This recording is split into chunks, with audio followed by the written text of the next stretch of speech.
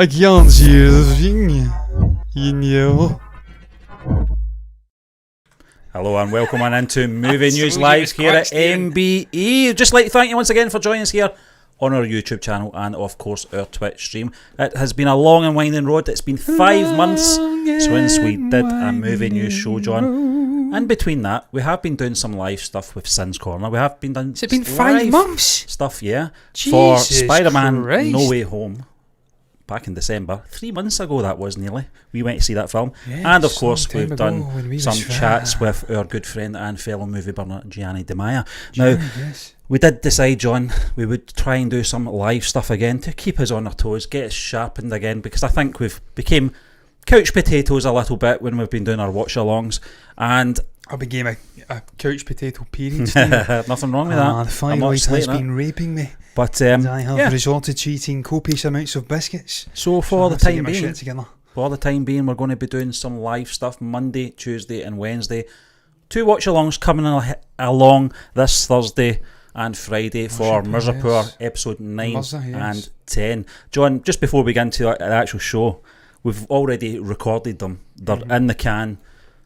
I can't say enough about this show. A fantastic series. Yes, I said it's fantabulous. We will obviously keep our thoughts until the premiere of those 2 episodes that we've pre-recorded. Rated it very highly. It was fantastic. It was a really great ride, and we'd just like to thank everyone in the community for recommending that. And we are keeping an eye on the other recommendations. We will get round to them, I promise. But yes, John, we are talking John Watts. Yeah. Just like we were talking about No Way Home there. This is the man who directed the 3 Tom Holland Spider-Man films. Now, as you can see from our headline, and of course that fantabulous thumbnail that John has created. It was put together over the course of eating chili con carne. John, I'm liking the new look. I've got to say, I love the graphics. It's like I'll bum myself up. I've done an absolutely fantastic job with the presentation. Stephen, I've said time and again, if we weren't Scottish, if we were from Southern California, for instance, or perhaps even Canada, I think we'd be a lot bigger. But presentation is right up there with some of the very better than some of the best channels. And we've got the best accents as well. We have got the best accents. It's just a shame that half the world can't understand us. But that's absolutely fucking fine, because we can slag the living fuck out of them. Use our famous patter. Yeah, fancy part on the telephone. A word of what we're saying, so it's good. Freddie Mercury once said. But John, fancy patter on the telephone. It's one of your favourite songs. But anyway, John Watts, who directed the last 3 Spidey movies, like I said, including the box office smash No Way Home, is in talks to handle at least 1 episode of a mysterious new series, Star Wars series, that is, according to Discussing Film. The series has the code name Grammar Rodeo. I'm just looking at my notes. And appears to have at least Jon Favreau involved, which is no surprise given his importance to the various wars series.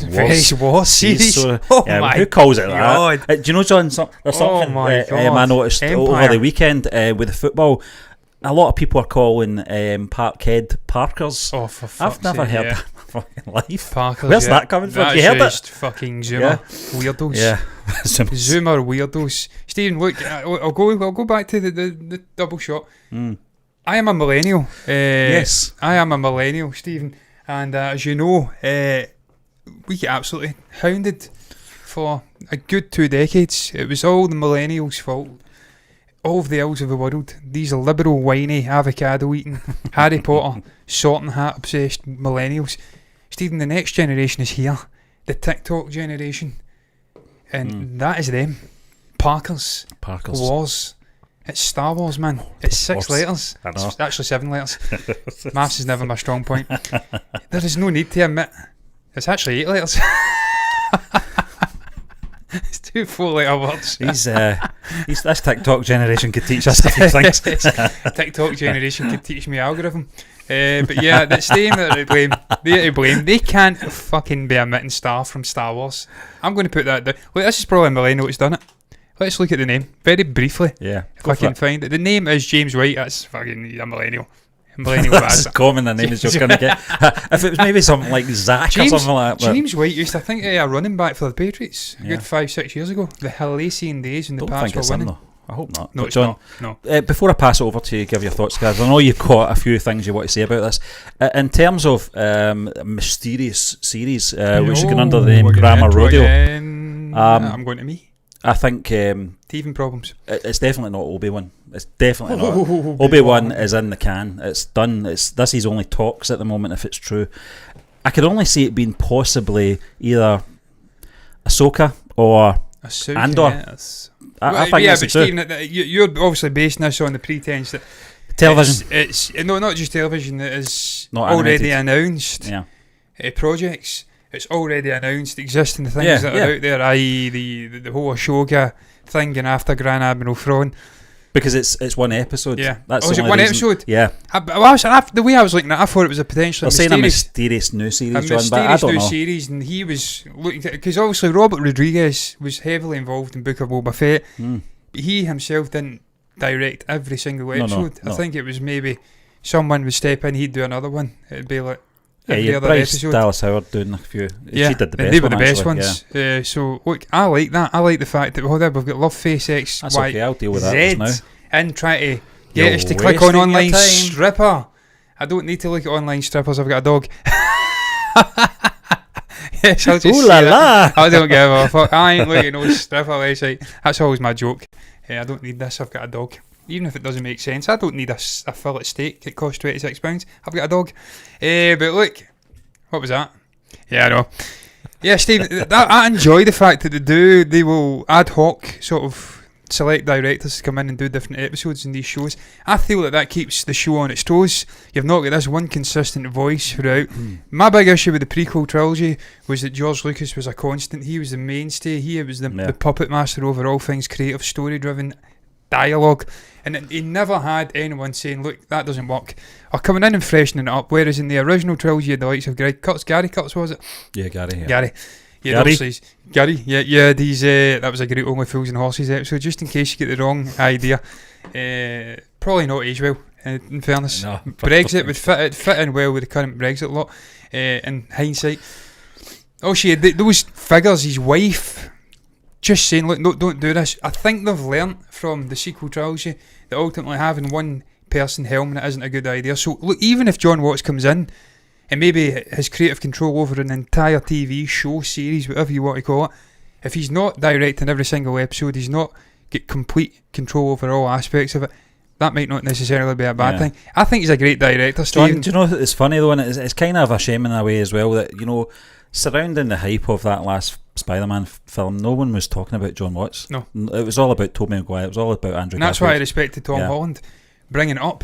Yeah. In that tree effect sort of interview with the guy from Variety or something like that, he went out his way to say, look, John Watts did this, he did that, we came on board, we were relatively unknown, he had no fucking clue what he was doing with a huge blockbuster movie, he had no real idea how it would all play out, and for him to take that idea and develop it over 3 movies and to where we are now, where it's the second, third ever greatest grossing movie in the United States, made well over $1 billion, I think. I'd not actually looked at the numbers recently. Hugely successful finale to that first trilogy. I'm going to call it a first trilogy. We could get a second trilogy. I think we will, yeah. He couldn't be more praiseful, is that a word, for John Watts' influence behind the scenes. The way he interacted with the actors, the way that he had this sort of symbiotic relationship with Tom Holland, the way they guided this character. Very different Spider-Man. You may love it or hate it, the direction they took, but to have that sort of eureka character defining moment in the finale of the trilogy, the third movie, if you like, that was very different. It was ballsy. And he's proven he can handle a big blockbuster movie for Disney, which is no mean He's feat. almost like one Russo, you know, when it comes to a big movie with a big cast, a lot of big characters in there. Personality, Stephen. We've seen Tobey Maguire out in the streets. Yeah. The way he deals with the press, this guy can be a handful. Yeah. I'm not saying he took that attitude onto a set. Don't call him bully for no reason, John. Yeah, he's got that in real life. I'm telling you, I've seen him hanging about with your DiCaprio's in New York, going to your fucking events, and he's wanting to press paparazzi up and down the street. He's certainly not a Peter Parker. He's not. So to handle that pressure, to stick the landing, I think he did stick the landing. I thought Far From Home was the best of the 3. I think so, you know, and I don't want to really go off on a tangent and talk about Spider-Man No Way Home, but Stephen, we're talking about the man here, and we're talking about how, you're right, he handled it.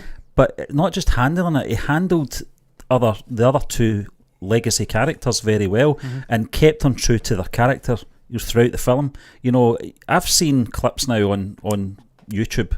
I don't think it'll be very much longer. It will be on digital download anyway, but the way he's handled it is fantastic. He managed to capture the Tobey Maguire Peter Parker that we known and we loved from 20 odd years ago. Andrew Garfield's as well got that closure as well with his character, and there was so much that could have went wrong with that film. That could have really went wrong, you know, and even with Tobey Maguire and Andrew Garfield in it, I didn't think it was a film that had to rely on those two being in it to be a good film. Those two being in the film just made it a better film in terms of the writing, the way the characters were handled. I don't think there was a wasted moment in that entire film. There was not a moment where you had a breather. It continued on at a very fast pace, and the climax to that film as well was fantastic. You know, and the way that they were able to balance having the likes of Doc Ock in there and you know, the Green Goblin, and having them so prominent when you've already got 3 Spider-Men in there as well. I'm going to call them Spider-Man. It was fantastic, John, and as you said, not a lot of directors can handle that. No. He's certainly one that can. Well, Steve, look, I was furiously searching up when you were speaking there to see if there is been any outpouring of love, appreciation for Star Wars from John Watts, because you certainly get the sense he's a guy that was a huge fan of Spider-Man, of those Raimi movies in the early 2000s. I don't know how old he is, but I get the sense he's not that old looking at him. I'm going to quickly search up his age because it's maybe important. I would say mid-30s. He's 40. Is he 40, John? Yeah, so I don't think he's as old as that. He'd have been about 18 when the Raimi movies were coming out. 18, early 20s. That's crazy.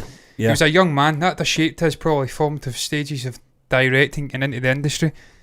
You can sense that. He was very respectful of the handling of Alfred Molina's Doc Ock. He was very respectful of the handling of William Dafoe's Green Goblin. Yeah. If that is something that's maybe there for Star Wars, he's got that relationship with Favreau as well. He has through that film. And if he's got that love for Star Wars that he clearly had for those Spider-Man movies, then you can see him taking it and being really a steady hand creatively. If he understands the law of the world, I could see it being a real success, because you can see that he's got the capability now of handling huge blockbuster movies, sticking the landing, making huge amounts of money, really connecting with the fan base and giving them what they want as well. Because Stephen, I was looking at John Watts, I was searching up maybe some stuff, maybe flying a Spider-Man thing in for the thumbnail. Yeah. And I was looking at concept art and deviant art from 2 years ago, 18 months ago, regarding this movie. One of them was Spider-Man, Tom Holland's Peter Parker, sitting looking out onto Times Square in New York. All the screens, the world's against him, and who's standing behind him? He's flanked with the 2 other Spider-Man characters, Tobey Maguire and Andrew Garfield. Yeah. They're maybe looking at each other. Should we go and speak to him, console him? That's what happened in the movie, Stephen. So they understand at Marvel how to connect with the fan base, how to give them what they want, but not too much, because they know that they have to have their own story, their own sort of creative journey for these characters and what they're creating. And that was one of the points I was going to bring in. I can't see anything bad in the blurring of the lines between Marvel Studios, that wing, and Disney and Lucasfilm, because they know what they're fucking doing in terms of earning money, in terms of creative direction, in terms of being one with the fans and overall visions for the characters, the story. We need that at Lucasfilm. We've had that start with the TV shows, with The Mandalorian, Book of Boba Fett, with Favreau and Filoni. They understand what the fans want. They understand the world. They're true fans. You get that in what is coming out. Not everyone's going to love every aspect of it. We've seen it with Book of Boba Fett, but in the main, they understand it a lot better than a Kathleen Kennedy, perhaps even a J.J. Abrams or a Rian Johnson. Not to belittle their fandom for Star Wars. I want to see the lines blurring. There's some great talent behind the camera, in front of the camera, over on that side of Disney. Get them over at Star Wars, man. Get Sebastian Stan over in a Luke Skywalker movie. He knows the studio. He knows Favreau. He knows all of them. Bob Chapek. Get these people into this Disney greater family, into Lucasfilm, and make some magic happen at Star Wars. It needs it. And Stephen, another thing I was going to say, but I'll ask you what your thoughts are on it as well. Are you happy with the continuing, it looks sort of focus on TV with Star Wars? Yeah. Because there's a lot more TV shows and works announced than there is movies. I can think of only Patty Jenkins' Rogue Squadron movie. There's maybe I think there was talk of, I don't even know if Kevin Feige's movie's happening now, but there was talk he was doing a Star Wars movie. You've got Andor announced. You've got this Ashoka Tano TV show announced. You've got an all-female sort of story potentially announced that people were blown back against. This one potentially announced as well. You've got lots of different TV shows. Mandalorian Season 3, potential Book of Boba Fett continuing, expanded universe with Grogu. Is that something you're happy seeing? And do you think it's a positive that we're seeing the likes of John Watts getting tapped by Disney to come in and do a TV show? That tells me that the waters are changing, and that Disney, obviously, they do recognise it because they've restructured their company for streaming. Yeah. They realise that there's as much power in a good TV show now as there is in a huge blockbuster movie hitting the theatres. What's your thoughts on that, man? John, I've got to say, I think that the days of big blockbuster Star Wars movies are going to be very few and far between now. I think it's been proven over the last 7 or 8 years. I can ask you right away, how many times you watch Solo? And it's not a bad film, I'm not having a go at the film. 2 times. It's just it doesn't have the rewatchability. Rogue One to an extent has a little bit more because it has more standout moments, but it's a film I don't think I've watched as many times as I've watched the original trilogy. I think it's just that it's a format that just doesn't suit the story now, and I think since the pandemic Disney have done the right thing. They've restructured, as you said. They've had to, and I know it's been forced upon financial all of the studios in terms of their streaming services, but I think Disney have got the right properties to be able to pull it off successfully in terms of Marvel, in terms of Disney, in terms of Lucasfilm as well, and Star Wars. Geographic as well. They've got lots of I also think that people, they've been conditioned now into that format through The Mandalorian. We said ourselves, John, it was a bit of a hard watch, those first couple of episodes of The Mandalorian Season 1. We felt it was a bit soap opera-ish, but it's only because we weren't used to that format and the time, that half-hour slot, 40-minute slot. We weren't used to it. We were used to it with things that we love, like the X-Files and that kind of thing, Quantum Leap, whatever you want, if you want to go back further. Always had that 40-45-minute slot once a week, and you accepted it and you acknowledged it and you appreciated it and you anticipated the next episode. It seems that we're going back to those days. I mean, with Star Wars it was every 3-4 years, 5 years sometimes between a movie. Yeah, but it was because it was it was because it was the Skywalker saga, in terms of the original trilogy, and less so the prequel trilogy, and nothing towards the sequel trilogy. But it's a generation thing, and I've came to accept that, and I think this format, the Disney Plus format, is ideal for everyone. Everyone that's a Star Wars fan from different generations will get something out of it. I get something out of Boba Fett. I know a lot of people didn't. This one, I don't know if it's... We probably get more out of it than most, and we weren't that fussed with the character. Yeah. No, I wasn't fussed. I thought it was a cool looking character. He was mysterious, but he'd done nothing. No. I mean, Lemmy was speaking about it recently, and he absolutely nailed it. The character was a joke.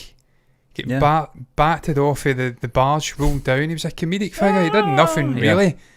So to take that character and give real emotional baggage, put meat in the bones of that character, fundamentally change the way that character ticks, and then maybe just fucking. But you can only do that in a TV series. You couldn't do that in a film. You couldn't do it in a movie, Steve, because the character, as cool as he is, doesn't demand his own movie. No. He's not big enough. He'd have to be part of a greater criminal story. But how good is it we're getting actual film directors coming in and doing television? Stephen, I was going to get into that as well, man. I remember a time that was second-rate entertainment, according to the snobs, the film snobs. Well, I mean, we're talking 10 years ago with a golden age of TV, and I think it's now continued for at least a decade now. I mean, we're getting outstanding TV. Every other week there's a great show coming out. Sopranos, the Breaking Bad, John. That was Western. The sort of turning point, wasn't it? Western. You've got great Indian content. We've watched the Harshad Mehta story, Scam 1992. Mirzapur just finished. It's fantastic dramas. Korea, K-dramas, just churning out incredible stuff every other couple of weeks. Over in America, you've got great stuff here. You've got some really, really top tier TV. I think they're now recognising. I mean, Olivia Colman's mopped up umpteen awards for TV shows. She's fucking been nominated for Best Picture, Best Actor, Actress. So I think there's a that line long blurred between huge blockbuster movies and attracting a similar calibre of acting, directing talent for these TV shows. The fact you have got the traditional studios, your HBOs, burned in with Warner Brothers, Peacock, whatever the fuck it is with Universal, Disney, homogenising, is that the word? I don't know. Everything, and bringing the TV stuff to the forefront with Marvel and Star Wars. It's long since blurred, that line. You're getting great talent the likes of Sebastian Stan, who's a bona fide movie star, happy to work on the TV show, almost coming out and saying, look, I'm going to play Luke Skywalker, make it happen. I read it the other week when it all came out again, that episode in Book of Boba Fett. He wants to do it. It's a fucking movie star. Want to do TV. The likes of your Richard Maddens, Ewan McGregor's, these guys are... I grew up watching these guys on the big screen. These are... Maybe not grew up with Madden, but Ewan McGregor, these are fucking A-list actors. And they're happy to do TV content on a streaming service. I think as well, the production, John, the quality of the production is film standards now. It's revolutionary, Stephen, what they're doing with that screen magic thing. The screen, they can envelop the actor in the world without having to just CGI a blue screen and it's boring, it's lifeless. Yeah. They're innovating with Favreau and Disney. They're doing some superb stuff, and that draws talent. They want to work with it. You've seen it in The Mandalorian, Taika Waititi, Bryce Dallas Howard, Deborah Chow. They're all working on a TV show, so it doesn't surprise me Watts is getting brought in. That's what I'm saying. He's a great director. He's proven himself with Disney. It's almost like, John, I'm just going to do a shite sports analogy there, I'll not even bother, but he's proven himself, and I think that goes a long way with the likes of Favreau. I think I would give him something, in terms of if it's a new, unannounced series, fine, but I would certainly keep him in mind for Andor or Ahsoka. I think. Well, there's suggestions, Stephen, that it could be a sort of younger generation TV show. I read in the Empire article, I don't know how true it is, it's probably speculation. They were looking at a kind of Stranger Things vibe, maybe set in the New Republic, High Republic, whatever they want to call it. And he takes a young generation, because if you think your mind back to Far From Homecoming, Tom Holland, he's 24, 25 just now. That was 6 years ago. He'd have been in his late teens. Relatively unknown. I think he'd worked with the likes of Robert Pattinson in movies, but he was a relative unknown. Zendaya, relative unknown. All these characters, actors were all relative unknowns. He himself was an unknown. That's what I've always thought of Star Wars as being. You take a sort of one big figure, an Alec Guinness, and you put him in and you have him be a steady hand for a new generation of talent. What you said there, I'm going to keep in mind for the end of the show when we're getting back to talking about Star Wars, because you're making an interesting point there. But before we do that, have you got anything else to say? No, I've got nothing else to say other than just to say, look, I don't know what direction they're taking it. Whatever it is, I'm happy with Watch. I'm happy the fact they're focusing on TV now. I said it months ago. This is the future for Star Wars TV. The movies have been a disaster. They're too divisive. Yep. Just with TV, it's that fucking long, so it's going to tick a box for somebody. It may not. They may not enjoy the entire 10-hour, 6 hour, 7 hour, 8 hour, however long, however many episodes it is, but they'll get something out of it. It used to be that you'd have, if you had a successful movie, you'd have possibly a television spin-off in some fashion. It's the other way about now. I can actually see them, maybe cherry picking some of the best stuff from the TV series once they've got a good back catalogue and go, you can make a movie out of this actual Stephen, period now. I mean, you're getting off on a tangent again, and it's going to be happening throughout the show, because that's what we do. You speak of Ashoka Tano, Grand Admiral Thrawn, a name's been banded out there. Yeah. You don't bring that character in a live action setting without picking an absolute superstar actor. I don't know who they're going to bring in. There was talk of Cumberbatch playing him. Talk of Richard E. Grant. He's already been in the universe. Yeah. Lots of names get bandied about. It's going to be that about people with big foreheads, aren't you? Yeah, no, but it's going to be that kind of actor, Stephen. A sort of English, refined kind of actor who's going to come in, who's get a presence. So you're speaking about drawing talent to these TV shows. I mean, you've got Rosario Dawson there. Partial to blue paint as well. Blue paint, yeah. I mean, you could have a Ralph Fiennes in there, man. That's the kind of actors they're going to be looking at for a Thrawn. Yeah, that'd be amazing. So, can't wait for it. I mean, he could come in and direct that. I don't know. We don't know anything about these TV shows. It's all exciting times, John. It is. Fourth Friday show might just come back one day. But John, in the meantime, we're going to just move away from Star Wars briefly. I get a bit excitable because with we're actually going to talk about something. I think we've talked about this a few times now. Uma Thurman's certainly brought it up. She wants to update the fans on the potential of Kill Bill Volume 3. Now, I'm going to just read her quote and then I'm going to ask you a question, John. Absolutely. And I'll just read the quote first. This is coming in from NME. And she says, I can't really tell you anything about it. I mean, it has been discussed over the years. There was a real thought about it happening, but very long ago. I don't see it as an immediately on the horizon. I hate to disappoint people. Everyone wishes it would be the case, but I think it's not immediately on the horizon. Now, this quote sounds familiar to me the last time we talked about this. I don't know if it's she's been at some event and she's just been asked the question, it was an opportunity for the press just to ask her what's happening, Stephen. and they're putting her on the spot. I don't think it's not like Uma Thurman really needs to be putting the begging bowl out, asking Tarantino, going to make this film because I need the money. Same time, she's 51 as well. Yeah, and John, do you know something? The question I was going to ask you was, the two scenarios I can see here is that this is going to be Tarantino's last movie then. I hope not. I'm not having it. Fucking don't want this to be the last film. I'm not having it. He's nothing against Kill Bill. I'm just not having it. I love Kill Bill, but the other possibility is that Tarantino himself said after Volume 2 that Volume 2 and Volume 1 are the same film. Yeah. It's one film. Well, he's released it. So he can technically do this as part of that, that story. Yeah. And technically say, I've still got another movie to make because he's only got one more to make. Yeah. How do you see it panning out? Stephen, I'd love to see a Kill Bill 3. Just the character was compelling. I felt that they'd left the door ajar for development. Also, the young girl, what happens with the mother, that epic fight. I think and we spoke about it last time, I think it was so poignant, so poetic, I'd probably say, not poignant, for it almost flip. She was the wronged party. She was buried alive. She was left for dead. She's got a thirst for revenge. She goes out and she tracks down those people that left her in that despicable situation. Wouldn't it be lovely if they change it and she almost becomes the bad person at the end? Yeah. Not really the bad person, but she killed the mother. The young daughter has to go and try and take her down. I'd love that, Stephen, the setup. It'd be a 3-act story over 3 movies. And it works. It flows beautifully. And I think that'd just be wonderful. And you look at even the ages now, they can make it work. There's time past. Yeah. She's hunting her down. I'd love to see it personally.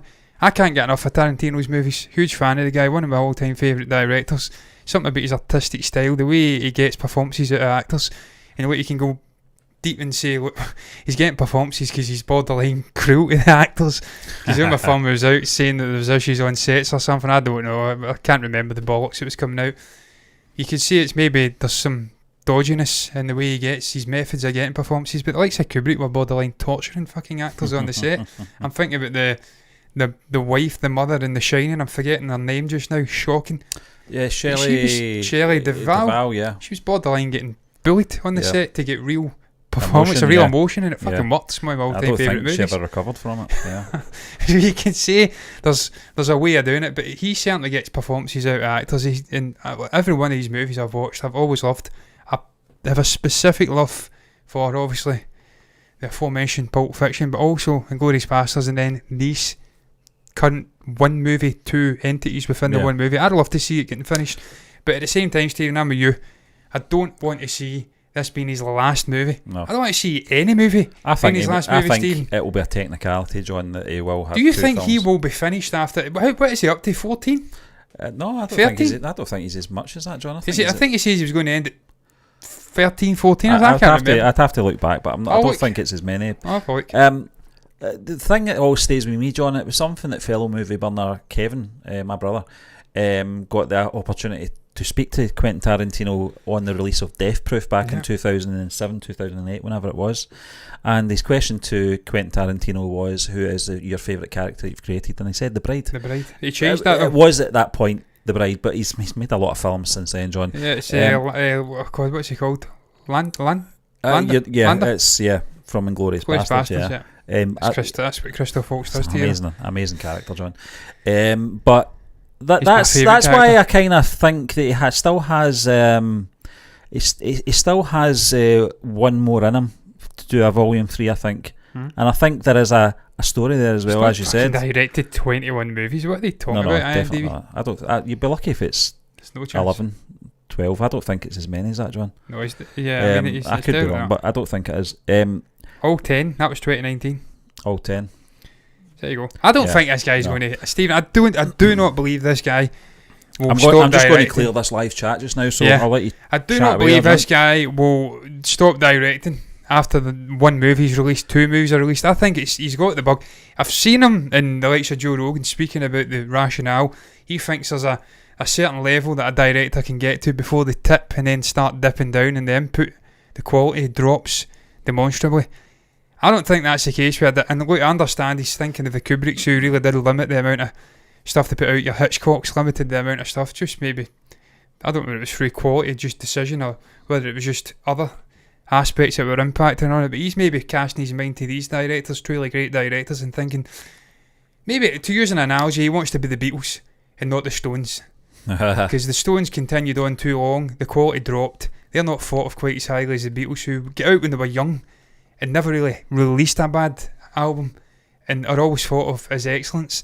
Maybe that's the way he wants to be thought of, We're always 3 months ahead of the Stones. Yes, exactly. They were always 3 months ahead, and Mick Jagger wants to fucking remember that. As he tries to rewrite history and be a bit of a, yeah, you know what. But I digress. I'm not talking about the Stones. I like the Rolling Stones. I do. They are, yeah. But they're just not as good as the Beatles. And that's why it's a good analogy. He doesn't want to be the Stones, he wants to be the Beatles. Maybe he wants to get out. But personally, I think he's got at least another 3-4 movies in him of a really high standard before he even thinks about that. And that's taking him up into what? How old is he now? Like 50s, late 50s, 60s maybe? I would say he's closer to 60 now, yeah. Takes him into his 70s, man, easily. And then he can hang up and just chill in Hollywood and do whatever he wants to do. Smoke pot, have a coffee or whatever. What was it? Rick Dalton? Yeah, Rick Dalton, yeah. Pina colada? Yeah, I think, yeah. Can do that. I think John... I don't think he'll be totally removed. I think perhaps from directing. Writing, I think he's still put a hand in. Might even go by some fake name or something like that, you know, just to keep sort of, because he's a creative guy, and I don't think he was talking about theatre. He can't just switch off from his creativity, you know. He's got to sort of release it somehow. But I he's hope talking he's about not different done. mediums and continue, you know, and maybe writing, getting into screenplays, and maybe not directing. But I personally think the model would be a darker place if Tarantino's movies every 3-4 years hitting my eyeballs, because it's truly special, Stephen. The excitement I had for Once Upon a Time in Hollywood was up there with any Marvel movie. Truly building, excited to see this trip back to 1960s Hollywood, seeing these wondrous characters he was putting in with real life historical figures. He's the only guy that's doing that in the business today. I don't think there's many that could get DiCaprio and Pitt in the one screen, John. No, we are Margot Robbie in there. Yeah, Margot as well. Al Pacino in there. Incredible Kurt talent. Russell. Kurt Russell in there. It's always friends, really. God, what's he called? Damian Lewis playing Steve McQueen. It's incredible, the world would be a darker place without that. So I hope he doesn't stop. I hope he does make a volume 3. I hope he makes that R-rated Star Trek movie.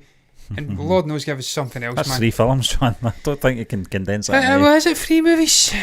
This R-rated Star Trek movie. Star Trek Volume 3. That'd be 2. But I don't think they're not his final film. I don't think. Yeah, but if he has to do 3, then I don't think either of the 2 are going to be his final film. I think he's going to do a Star Trek movie. I don't think Paramount are interested in R-rated Star Trek. No, it's a shame, but Paramount don't know what they're doing. It would have been incredible. It would have been Robert incredible. Meyer Burnett about Star Trek. Yeah, John, I follow Robert on Twitter, and I'm always reading his updates on how they're handling the franchise. It's terrible. They're not handling it well, Stephen. No. I remember the halcyon days with Star Trek as well, the Generations, Next Generation. That was when I was a fan of Star Trek. They could not do a better job than getting Robert Meyer Burnett and to actually. Oh yeah, I mean he's been involved produce, in it before. You know. I mean, Steve, I'm thinking about your man Clockwork Orange. Oh God, his name. I always forget his name. Malcolm McDowell. Yeah. He was in Generations. I love that movie. Yeah. I was a bigger Star Trek fan than I was Star Wars when I was younger. Yeah, I wasn't. But anyway. I'm going to move back over to Star Wars again anyway. Because I'm a bigger this Star is Wars something fan. that I saw it in social media over the weekend. I thought this is interesting, you know, and it's one of those things, and you kind of were touching on it just when we were talking about Star Wars earlier in terms of Ryan Reynolds. Would Ryan Reynolds join the Star Wars franchise? That is the question. And he actually said this when he was posed the question. He said that would be a real hard thing to say no to, but honestly, I'm not making this up. It's not something I've ever thought of.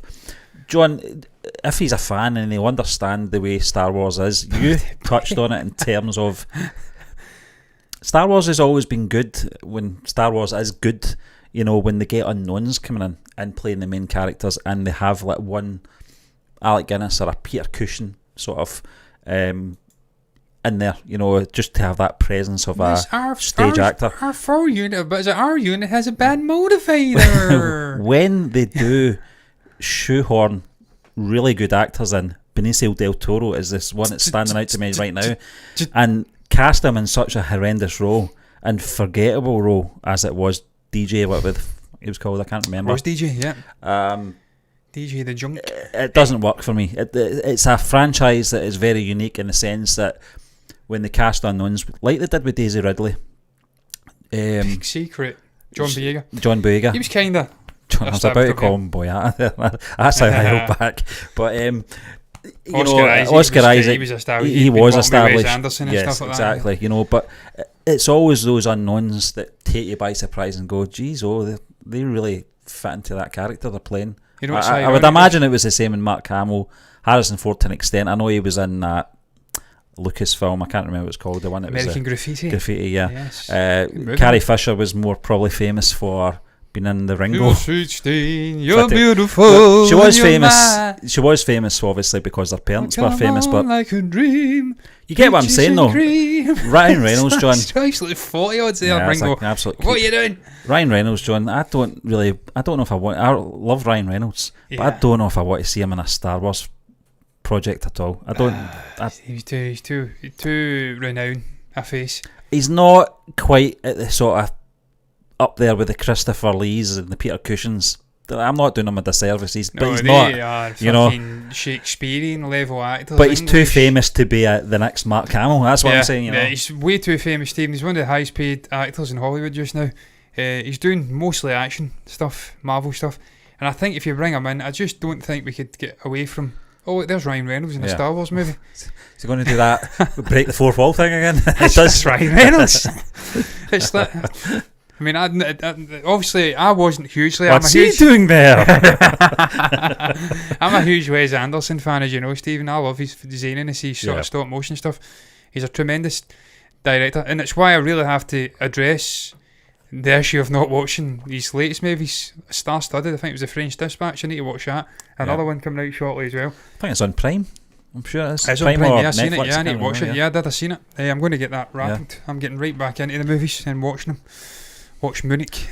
They're on the edge of war. We're going back to basics, guys. Yeah, I just need to watch more movies, Stephen. Plain and simple. Gianni showed us up. I was going to say that. At this turn of the year there, and I'm like, fuck me. I remember when I used to look at Gianni, and I'd watch 100 movies a year. I'd watch at least about 3-4 films a week, John. I mean, I've been going to the theatre and watching movies, Stephen, but it's been big blockbuster movies, and I need to get back to watching the sort of independent movies, because they're the best movies, in the whole truth, illness. And I have to go and watch more George Mackay movies, because I just love George. I think he's a fucking incredible actor. And see that other guy, the German sort of cohort in that movie, I need to go and see more of his movies as well, because he was outstanding as well. A lot of his wells in there too. What was I saying? Yeah, Ryan Reynolds. I just don't. Yeah, sequel trilogy. When I watched the sequel trilogy, the best example I can use, probably the standouts for that, were aside from Harrison Ford and Carrie Fisher coming back, you think right away. I think the standouts probably Domhnall Gleeson, Adam Driver, well, maybe in the first Oscar film, Isaac. Domhnall Gleeson in the second film, the third film was terrible. Yeah, but I'm talking about casting in this new world that they'd established. Who were the established figures? Domhnall Gleeson was in Harry Potter. I'm pretty sure he was in Harry Potter as one of the older brothers, Charlie or something. You got Andy Serkis as well, John. Yeah, Andy Serkis was in there. Obviously Snoke though, big towering weirdo. Never seen his face, but as a presence he was there, underutilised. But Oscar Isaac, John Boyega, I would say he was established over here, Attack the Block and stuff like that. That was the name of it, wasn't it? Mm-hmm. They were the big figures, but they weren't Ryan Reynolds. It wasn't like, oh fuck, there's Ryan Reynolds. Household names, yeah. Stephen, you put him in a Star Wars movie, it would take you out of the movie. It wouldn't work. It's like Brie Larson as well. You put her in a Star Wars movie, it wouldn't work. But there's Brie Larson. Because you just think of her as Captain Marvel, you think of her in different things, Room and stuff like that, all these movies she's been in. It wouldn't work for me. You need to get the balance right. You're absolutely right what you said, Stephen. If you're going to cast an established name, it has to be someone that's maybe veteran, maybe tipping over the other side. It's like that famous saying, I think the King Tuts or whatever the fuck it is, the Tuts tent, Slam tent, whatever the hell it is in Tea in the Park. It's like, I hear you come here twice in your career, one in the way up, one in the way down. Well, you go up and then you come down, you win a Star Wars movie, you're an established actor, theatre trained, maybe get that sort of growl about your voice. I'm thinking of a John Hutt who's sadly no longer with us.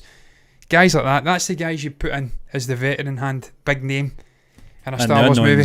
Like, it's not a Ryan Reynolds who's still in his Jen Russell was played by Felicity Jones. Felicity Jones, that was an established name, but you bring in fucking Mads Mikkelsen, that's the kind of guy. He's big, but he's not going to overpower it, and he's almost a chameleon, Stephen, because I'm expecting this guy to just slip in the role of Geralt Grindelwald in the Fantastic Beasts franchise, like he's always been there. That's the kind of guy you bring in. You're absolutely bang on. You don't bring in Ryan Reynolds. I'd love to see Ryan in it, just to see what he'd do, because he's a big personality. He's a cool guy, and fuck knows the press junkets would be extraordinary, but don't know how. I just don't know yeah, I can't see it. Honestly, I don't think he needs it. He doesn't need it. He's rolling in it. He's married to an established actress. They're made for life. And I don't think it's what Star Wars needs. I think Star Wars needs TV shows now. Take at least a decade break from the movies. I know we're not getting that. We're getting Rogue Squadron, but I expect that to be canned. Because look, we were getting a Boba Fett movie and then Mangold was involved in it, I think. Yeah. It get canned. I don't expect that movie to come out even now. What about the Ryan Johnson trilogy? No chance. Oh. That should have been out by He's now. finished. He's finished, as the Usher. Fucking weirdos like to see over here. Finished. Too divisive, Stephen. The fan base, half the fan base hate his guts. They will not go and watch a movie just on principle. And that's a bad starting point for any movie. No, the funny thing is, John, for a guy that doesn't bother what people say, he talks about Star Wars all the time. Like, he talks about The Last Jedi all the time. He still talks about it on social media. Look, Gianni says it when he was on the last time we did a live show. He liked it. I wouldn't go as far as say he liked The Last Jedi, but he thought it was the best of the sequel trilogy. And strangely enough, you look back in hindsight now, and it is the best of the sequel trilogy. It's the most... How shall I put it? It's up against two shit shows, though, John. The Force Awakens was a rehash of all the great Star Wars movies, but not as good. And The Rise of Skywalker, was an abomination. Yeah. So The Last Jedi was really the only standalone sort of semi-coherent movie. Also, you get the Canto Bite stuff, it was terrible. But in the main, you look in context of that trilogy, it's actually the best of the trilogy, but it's a really, really bad trilogy. I think the bad bits are just really bad. I think that's the problem. You know, the good bits, we've talked about the good bits, John. The moment we look in Leia, the moment Luke actually goes out and faces down the First Order, the fact that he is now at an evolution in his life where he doesn't have to even be on the same planet to create a distraction and talk down his neurotic nephew. That was nice. I liked that. It was just killing him off at the end when we knew that one of the main actors who was carrying off into the next movie was already dead in real life. Sadly, yeah. It's a strange direction you've taken there. Yeah. But look, we can go off and do a fucking hour about The Last Jedi again. I did like parts of it. I says it time and again. Visually, one of the greatest Star Wars movies ever. Good score as well. Good score, but that's John Williams. John Williams is scoring. Back. What is he scoring again? Obi-Wan? Yeah. At 90. Incredible. What a best guy. news ever, John. It is, Stephen. Look, I just love a guy. Yeah. I cast my mind. But we were talking about composers the other day. I was talking about your man, James Horner. Yeah. Yep. Alan Silvestri. James Horner done the likes of Braveheart, Apollo 13. And I'm always speaking about it. I truly love, as you know, I love classical music in general, which is strange because I'm wearing a parental advisory hat. You'd think it'd be rap and hip hop and stuff like that. I like everything. You take these guys away from these movies are a shadow of what they were. Yeah. So I don't think you can stress how important it is that, first of all, John Williams is back, because it's great to see him back, because we're not going to have him for much longer, and we really need to get everything out of this guy. Yeah. Just squeeze him like a dried fruit. Get everything, every semblance of creative brilliance out of him. But the fact that he has probably read the script and thought, I need to score that, tells me that there is something special. I'll tell you something, we'll probably have, when I'm back on Wednesday, I think we'll probably do a small section on the Obi-Wan series, because I think there's a lot to talk about there. I mean, there's a lot of mysteries. We know Hayden's back. What's the nature? I'm starting to think how they're going to play it, but we'll save that for Wednesday. Yeah, absolutely. But that's going to round it up. That is going to round it up, man. But it was good to be back. I like doing live show stuff. I like gibbering, nonsensical nonsense. I love seeing loveface.xyz coming into the chat and try to coerce us into watching people stripping. Online strips without clothing. Well, they don't have to strip then, because they've got no clothing. So it's a bit unnecessary. Maybe it's like some Robbie strange Williams video, you mind that? Fucking Ari Aster movie where they start peeling their skin back. I don't know. Rock DJ. This is why we do it, ultimately. Look, there's my dog nearly having a fucking stroke behind me. We do it because we like to keep on our toes. We like to feel as though we're on edge. We like to feel like, I mean, I did fuck up and I just brushed it off and moved on. I couldn't even count how many letters were in Star Wars. John, when we did the Sins Corner Spider-Man review, it was a great chat we had with Sin, and we were doing it live, and we obviously lost the picture on her, but we still had the audio. And then we did Gianni as well. It was just good. You know, it was something we really missed. That's not to say we're not going back to doing movie reviews, Indian films as well with Ruth. We're just we had a busy period at Christmas there with our own sort of professions. I was having a breakdown. I've still got health issues. Yeah, well, that's the thing, you know. Getting better. I'm getting better, I think. Yeah, that's it. But it's good to be back doing the live stuff. I was having a breakdown. I was genuinely at one point. I felt I was having a breakdown, so that's why we kind of curtailed the live shows. But that's good to be back and doing it because I enjoy it, and it gives me the chance to just fucking spew everything out. Yeah. In terms of presentation, no doubt when we're back tomorrow, I'll have found something else to add on here. Maybe, well, I won't because I won't be animating the boxes, but I'll find something.